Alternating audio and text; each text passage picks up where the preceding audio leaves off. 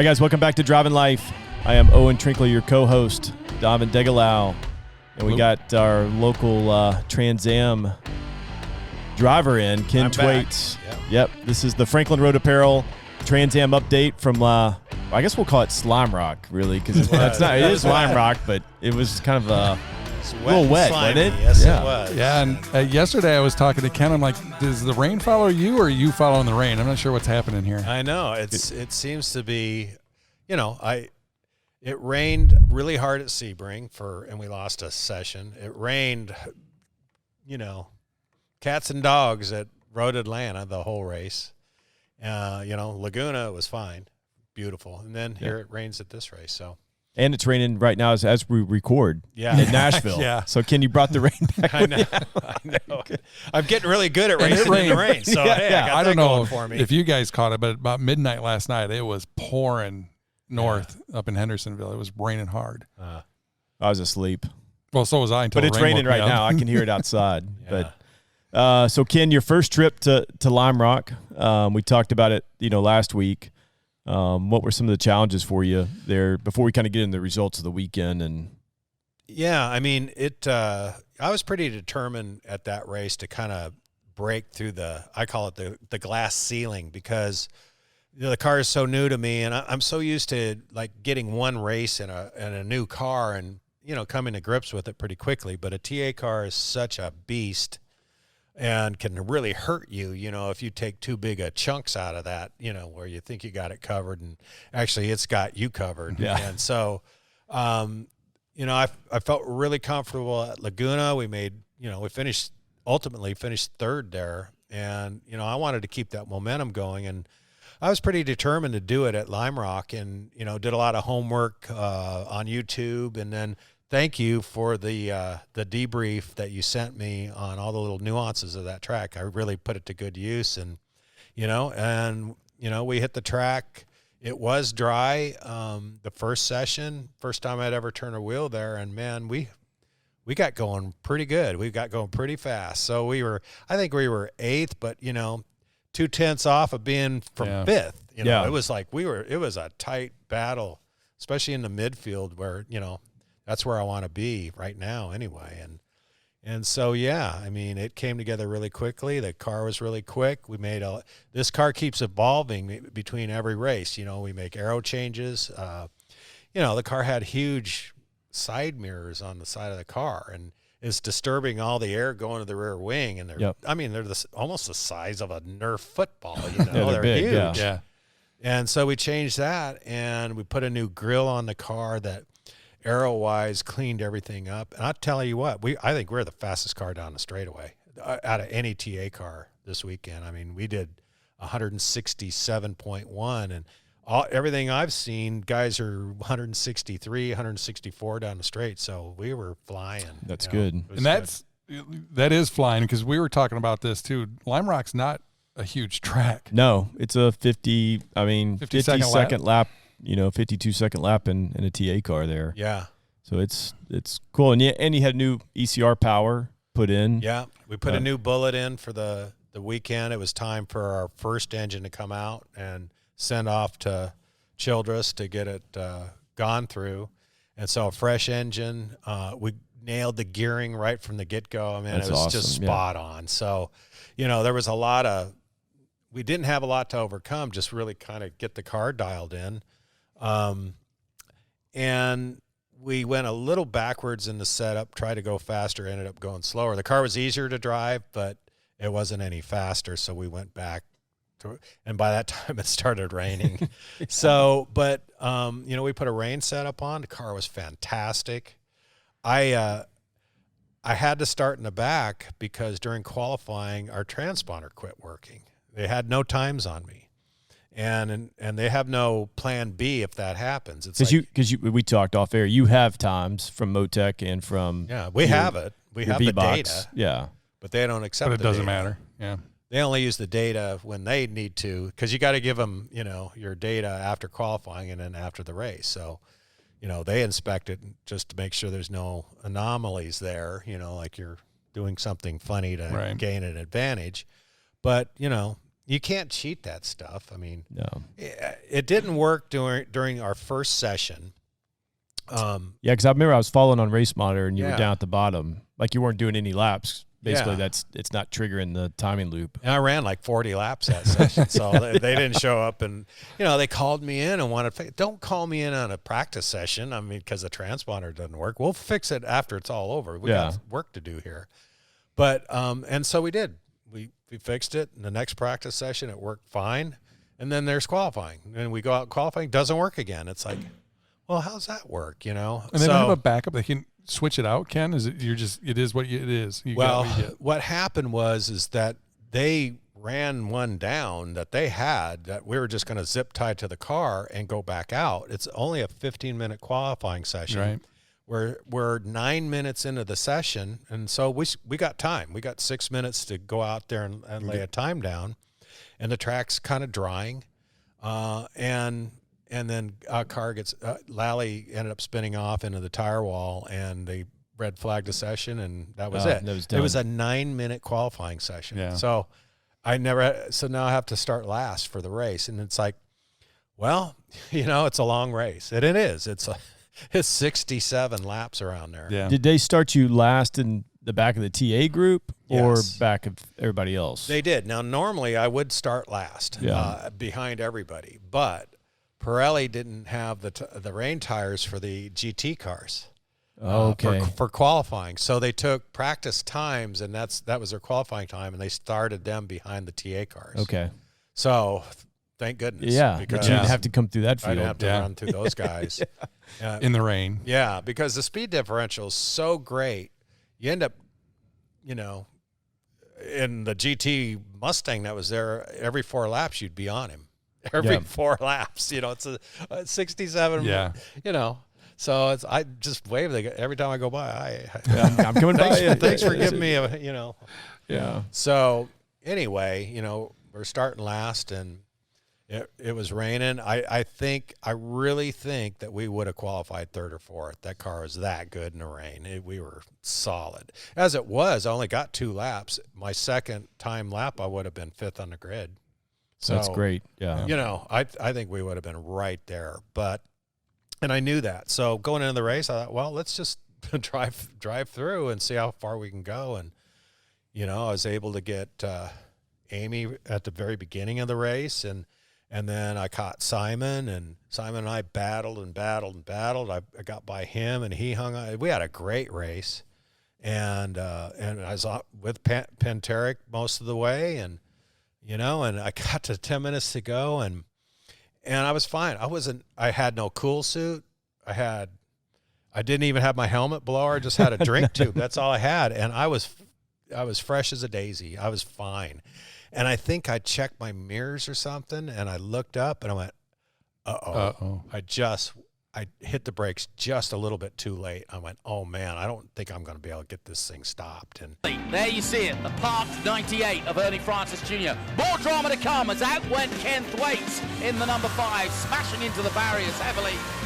And I didn't, and went off the edge of turn 1. I was hoping it just hang on the very edge, but it hit that grass. It took off, and it just speeds up. Yeah, and it slopes down towards the tire wall a little bit there. And so I was able to get the car turned a little bit, and it hit it broadside, and I was stuck, and they pulled me out, and I drove it back into the pits. And I got the notification on my phone, and I pulled it right up, and unfortunately it was you going off. But that's the first thing I thought was, okay, well, he hit the wall.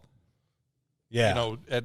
Not at an angle. You hit it flush on the side of the car. So I was like, okay, it didn't look like it did a lot of damage. I mean, you hit it pretty hard. But No, it wasn't. And, and it was one of those tire walls that was temporary, so it moves, and it really gave a lot. It looks really cool in the video, like it really pounded the thing, Yeah. But, and I hadn't even made it to the airport yet, and everybody's like texting, oh, hey, are you okay? Man, what happened? Oh, my gosh. Are you all right? It's like, no, I'm fine. Finish the race. Yeah. Kept running. Yeah. yeah. And so, we ended up finishing. It's 10 minutes to go, man, after all that. And all that hard work. And that's just not like me. I don't do that kind of stuff. And I guess what doesn't kill you, you just learn from it. Yeah, that's true. I mean, you learn from it. You know, sure. I usually bring it home, and you know, we would have been fifth because Penteric got a penalty.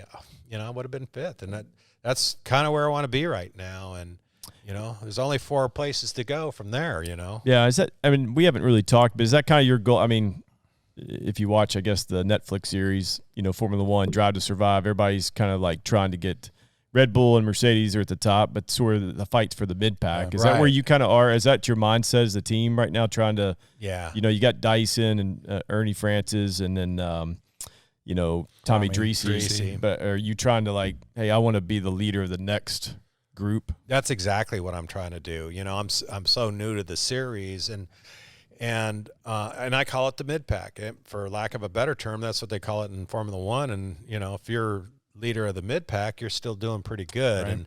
and that's kind of where I'd like to be. You know, at Laguna we had flashes of that. It's like, you know, I think we could get there, and we finished third. We finished fifth on the track, but you know, there was some attrition. Guys ran into each other, that kind of thing.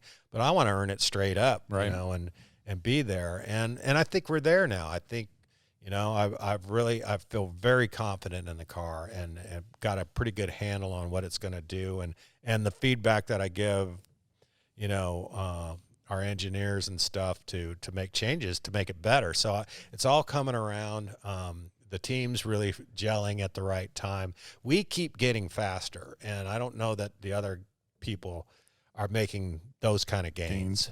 Well, because they've been in this a little while. I mean, so I see. I mean, you're 3 or 4 races in now with this car, and it's only going to keep growing. And now you're starting to get the heart of the season too. Yeah. And places I know. And you actually made points this weekend, right? I mean, despite you know, going off track and that setback, you still gained points wise. Despite a poor finish, I finished 9th, but I still got 17 points.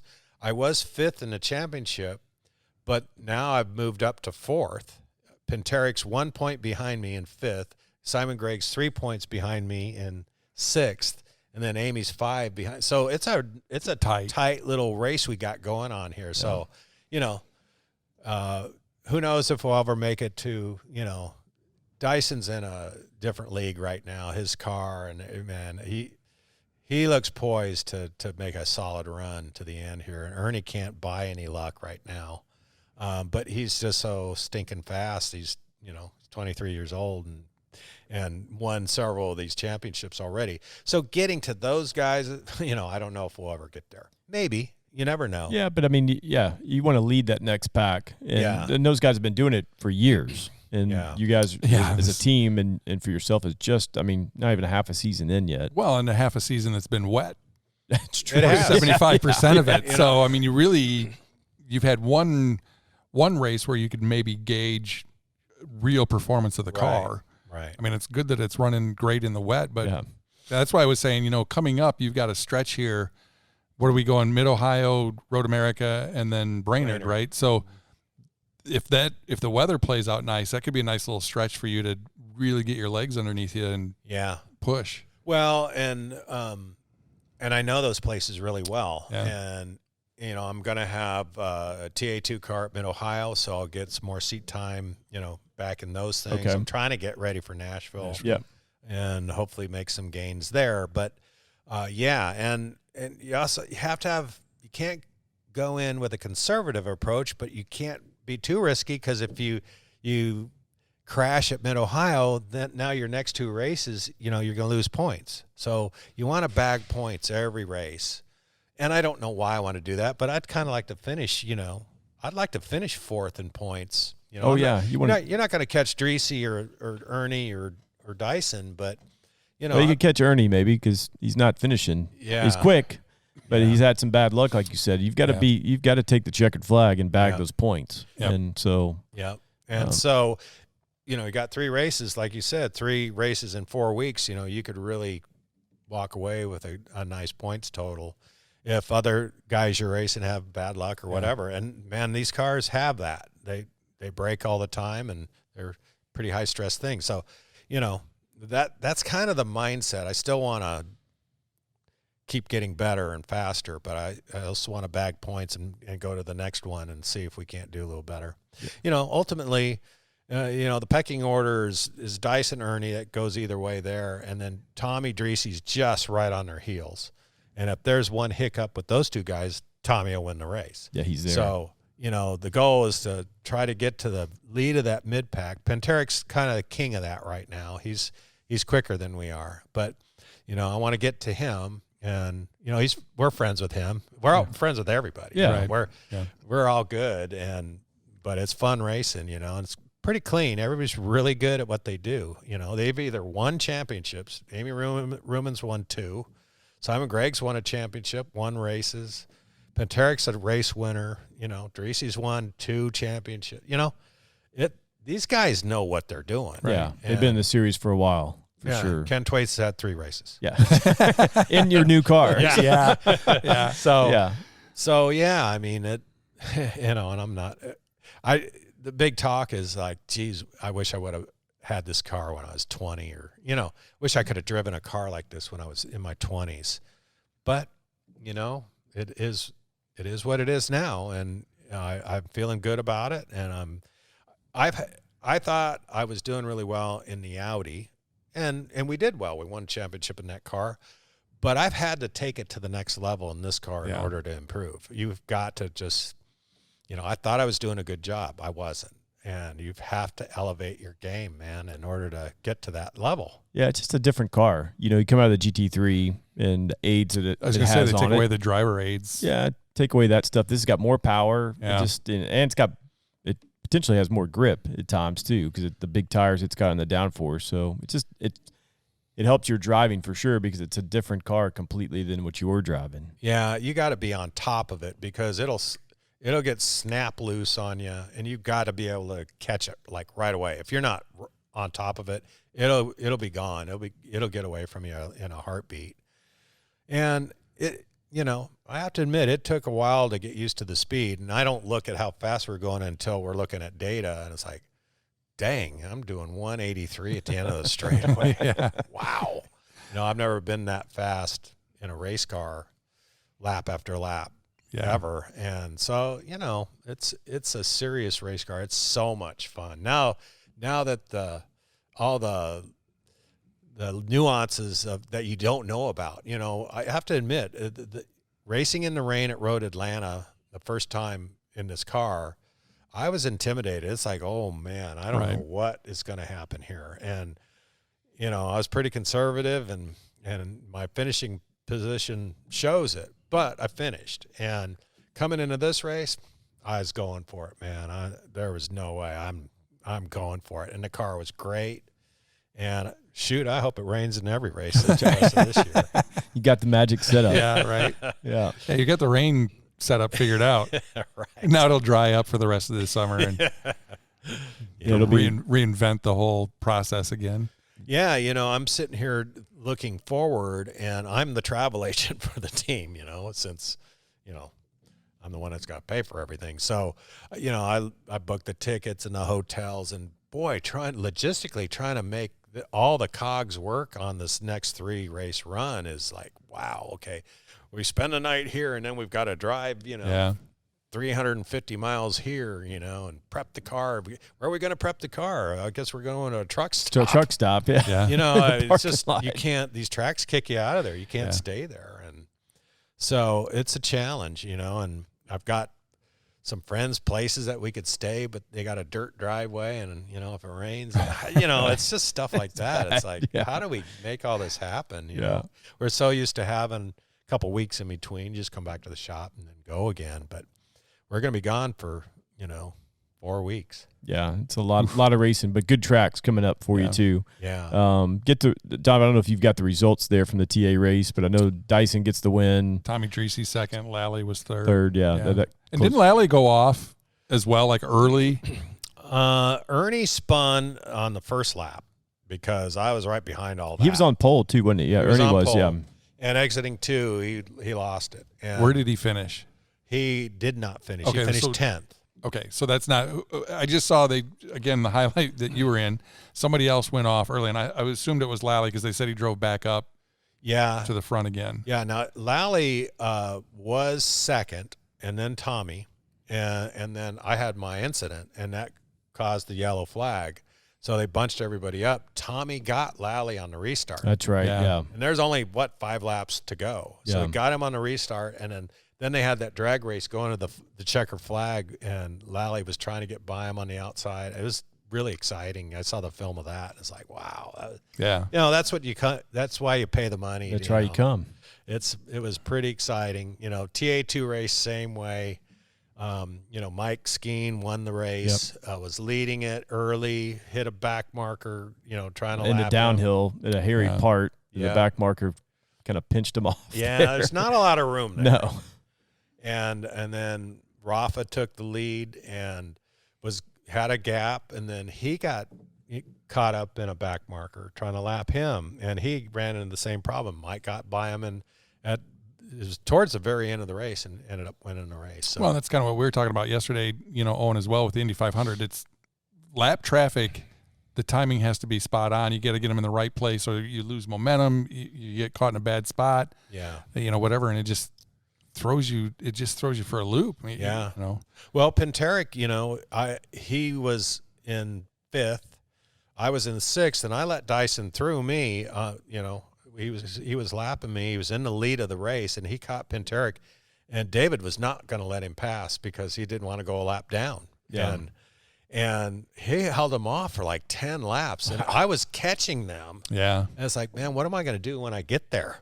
Yeah. How am I going to play this one? I don't want to be that guy that, takes the leader out or anything. But, if something happens, still a race. You got to be in it. There. Yeah. I mean, I'll be in catbird seat. So anyway, Dyson ended up, and Chris is smart. He's not going to do anything. He's not going to be impatient. He's going to wait, pick a spot, and then go and win the race. And that's what he did. Yeah. So very exciting. I mean, go on the app and watch these live streams of these races. And the live streams quality, man, they're good. Yeah. Adam Andretti's been commentating. Yep. I wish he was in the race car. I feel bad for him, but man, he's a good commentator. He knows what's up and does a good job. And it's exciting to watch. No, they are. I mean, the field's getting bigger in TA. You've joined that ranks, and then the TA2 race is exciting too. I mean, they got I think they had 20-something cars at Lime Rock and TA2, but they ran on Monday. So I think they ran somewhat dry or started on, maybe damp conditions, but ended dry for sure, which was an exciting race with Skeen. And then give us the rundown. Do you have the rundown? I don't have that. No, I didn't do the TA2. Sorry. But Ralph had finished 2nd. Is that right? I think he finished 3rd. McElvern was 2nd. Oh, that's right. McElvern, because he runs in IMSA some. So, he came over there. So that's pretty cool. And finished 2nd. So, yep. So it was, one thing I did learn, in our race, it was started wet and was a drying condition, and there was a dry line for a good, last 25% of the race, and you're on wets. And you know what? You dry the heck out of those tires. They last the whole way, Typical Transam tire, they'll last the whole distance. That's good, even in the wet. Yeah. They're going to the trash can right now, but boy, we saw them getting cleaned the other day while we were here. So you brought they were clumps of outside. grass and looks everything. like you brought some Connecticut dirt home with you for sure. Dirt, grass, salamanders. I hit that mud and just tore the splitter all. They might tax you for taking that dirt, actually. Yeah, right. I wouldn't doubt it. Man, they bring it tax back you for next time we everything. go back. You couldn't even wash your truck up there, man. You had to have a whole water recycling system or something. Yeah. It's like, well, it's pouring down rain right now. I mean, what are we doing about that, But anyway, I love that track, man. It was so much fun. And, getting air going over the jump there out of turn 5. And it was just, you're right. There wasn't a lot of time to rest, but, I didn't get winded. It was just, you just wound up that top and kept going. It's a fun place, yeah. And you've spent quite a bit of time there, have you, Owen? I have, yeah, because the team I drove for years and years ago actually was based up there. So we did a lot of testing there, and then I've been fortunate enough to win there the last 2 years. Yeah. And so it's a really cool track. I love it. I love going there, and it reminds me sort of my oval days of doing fairgrounds, and racing down there. So because it's such a quick lap, and it's all momentum. Yeah. So it's really neat. So. Yeah, you do 2 warm-ups, and then then it's go. Get after go it as hard as you can, and it's just like, man, it's so much fun. I can't wait to go back next year.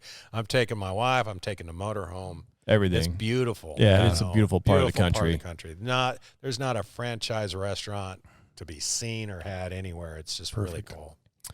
So that kind of wraps up Lime Rock. Hey, show them your T-shirt. I know, that's what I'm getting ready to here, but as we wrap up the Trans Am update, Franklin Road Apparel. This is a nice shirt, too. Pretty nice T-shirt. Next Level, I think, is the shirt company. And FranklinRoadApparel.com, you can get this shirt. Or you can just go to the store. And, Donovan, real quick, as we wrap up here, you went to the store yesterday. Yeah, I did. And I was actually on the phone, but I got help and showed me right where everything was at. So, and you had some in stock. You had enough in stock because I needed a couple larges and an extra large, whatever.